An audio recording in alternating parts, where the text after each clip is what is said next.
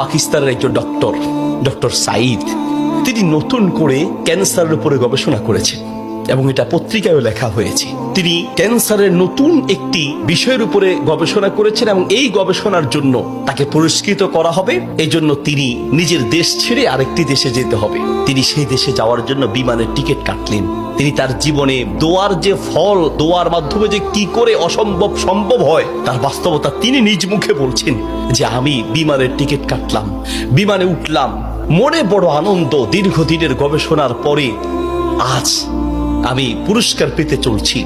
বিমানে ওঠার পরে 1 ঘন্টা কোন রকম বিমান চলার পরেই আমাদেরকে পাইলট বলল যে আপনারা বেল শক্ত করে বাঁধেন, কারণ বিমানের যান্ত্রিক ত্রুটির কারণে সামনে আগাতে পারবে না। আশেপাশের যে কোনো একটা এয়ারপোর্টে আমরা সুযোগ পেলেই সেখানে ল্যান্ড করব।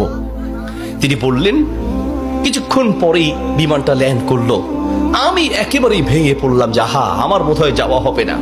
বিমান ল্যান্ড করার পর জিজ্ঞেস করলাম এটা কি যাবে? বলছে যে ত্রুটি, এটা আজকে যাবে না। তাড়াতাড়ি বলছেন যে আমি সেই বিমান বন্দরে বিমান থেকে নেমে চলে গেলাম ইমিগ্রেশন কাউন্টারে, গিয়ে বললাম যে আমি তো ওই জায়গায় যেতে চাই। পরবর্তী বিমান কখন? বলছে পরবর্তী বিমান কমপক্ষে 16 ঘন্টা পরে, আর এই বিমান যাওয়া সম্ভব নয়। তাহলে আমি কি করব? বলছে আপনি একটা কাজ করেন, যতদূর এসেছেন 3 থেকে 4 ঘন্টার মধ্যে আপনি পৌঁছাতে পারবেন যদি দ্রুত একটা প্রাইভেট কার নিতে পারেন। বলছে আমি তাড়াতাড়ি সেখান থেকে বের হয়ে ব্যাগটা হাতে নিয়ে দৌড়াতে দৌড়াতে এয়ারপোর্টের বাহিরে গিয়ে এক প্রাইভেট কার ঠিক করলাম। প্রাইভেট কার ওলাকে বললাম ভাই যত দ্রুত পারেন আগাতে থাকেন, টাকা নিয়ে টেনশন নাই, কারণ পুরস্কার তো বিশাল পুরস্কার, আপনি আগাতে থাকেন।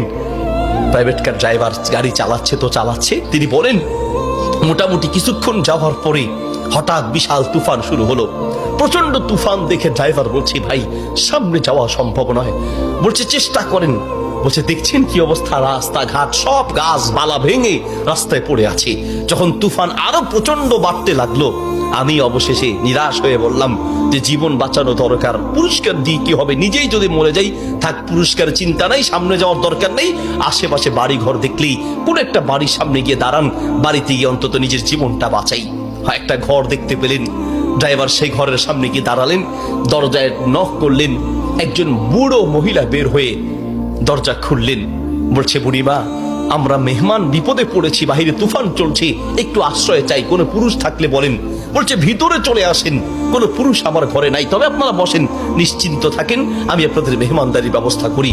বলছে ঘরে পুরুষ নেই তো কোথায় গিয়েছে? বলছে কি বলবো দুঃখের কথা, কিছুদিন আগে আমার ছেলে এবং আমার স্বামী তো আগেই মারা গিয়েছেন, আর কিছুদিন আগে আমার ছেলে এবং ছেলের বৌমা দুইজন একসাথে অ্যাক্সিডেন্ট করে দুনিয়ার থেকে বিদায় হয়েছেন। বাড়িতে শুধু আমি আর আবার নাতিটা আছে।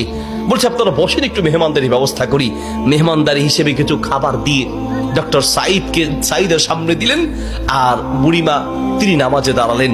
নামাজ শেষের দিকেই তার নাতি হাউমাউ করে চিৎকার করে কান্না শুরু করলেন।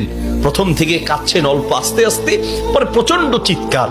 ডক্টর সাইদ বলেন বুড়িমা আপনি কি করছেন, একটু নাতিটাকে নিয়ে আসেন, এইভাবে কাঁদছে কেন?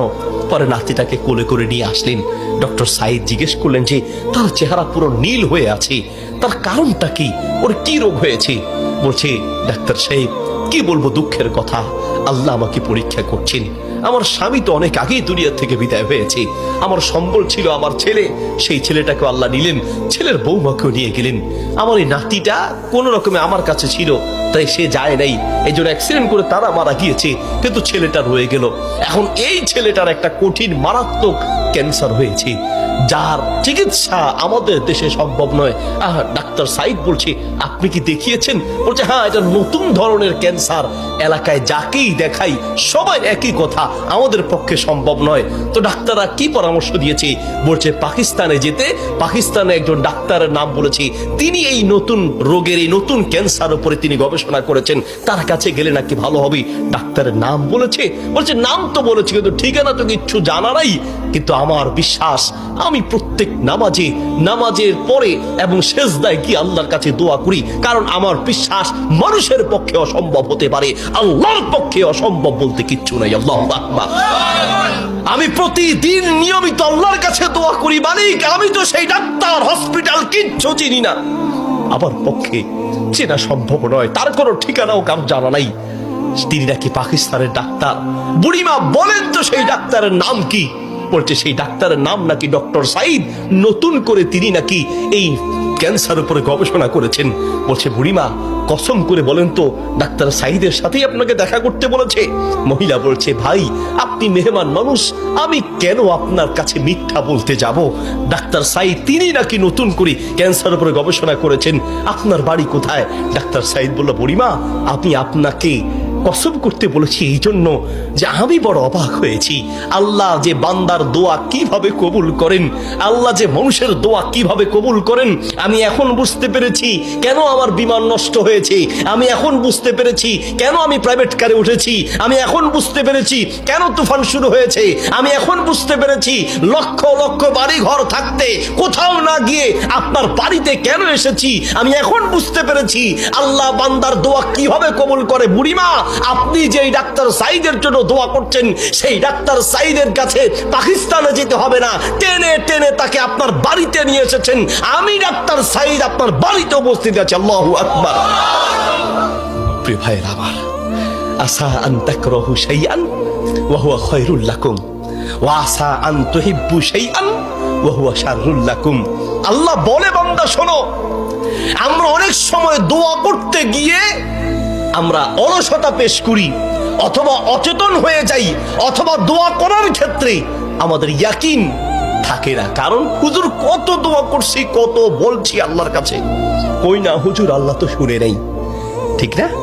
অনেকের কথা অনেক হুজুর দোয়া করার জন্য বলেন, কত দোয়া করছে হুজুর, তাহাজ্জুদের সময় দোয়া করছি, শেষ রাতে দোয়া করছি, চোখের পানিতে বুক ভাসিয়ে দোয়া করছি, কত চাইছি আল্লাহর কাছে, হুজুর আল্লাহ দেয় নাই। শোনেন আল্লাহ বলেন বান্দা মাঝে মাঝে আমি, তুমি চাও আমি দেই না, এই যে আমি দেই নাই হতে পারে আমি এই না দেওয়ার মাঝেই তোমার কল্যাণ আছে। আল্লাহু আকবার।